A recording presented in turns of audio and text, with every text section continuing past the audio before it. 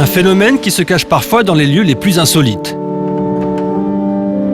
Avenue de la Grande Armée, dans le temple protestant de l'Étoile. C'est jour de mariage. Qui est Dieu lui-même. Dans la foule, un invité dénote un peu par sa tenue. C'est Nicolas. Visiblement, il est là pour autre chose. C'est une bonne chose. En effet, le pasteur est aussi apiculteur à 16 heures et il aime le faire savoir. Des baptêmes, des cultes, et on fait encore d'autres choses un peu bizarres. Peut-être ne le savez-vous pas, mais il y a sur le temple de l'Étoile des abeilles. C'est-à-dire qu'il y a des ruches qui sont sur le temple de l'Étoile, comme il y en a à certains endroits à Paris. D'ailleurs, le pasteur ne perd pas une occasion de vendre du miel à ses ouailles. Ses enfants sont chargés de la vente après le culte. L'argent ira à l'entretien du temple. Ça a l'air sympa. Hein. Un petit pot. Un petit pot. Pourquoi ? Un petit pot pour ma tisane. Tout part en 2 séances. Et donc ça part, mais oui, c'est la folie. Quelle somme sur une année ? 2000 euros. Entre 1000 ou 2000 euros par an, oui, facilement.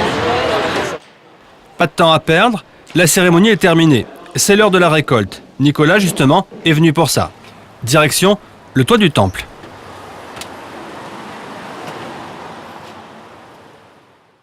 Donc ici, on est avenue de la Grande Armée. Il y a la Défense d'un côté, l'Arc de Triomphe de l'autre.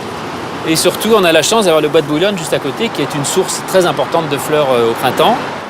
Ce toit est aussi un terrain de jeu pas banal pour des petits Parisiens. Arrêtez les enfants, vous allez être tout noir. Hein. Voilà, on va en prendre Comme 4. au Grand Palais, les abeilles sont en pleine forme. Et les hausses regorgent de miel. Le pasteur fait 2 récoltes par an.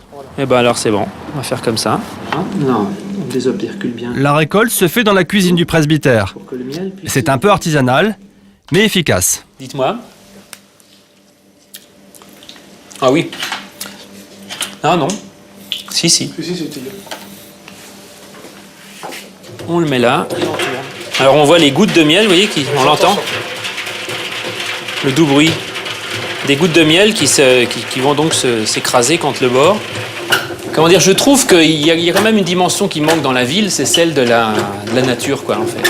Et que finalement, je pense que dans ma démarche de mettre des abeilles à Paris, il y a quand même eu beaucoup de ça, c'est-à-dire d'importer un peu à Paris un petit peu de la merveille de la nature.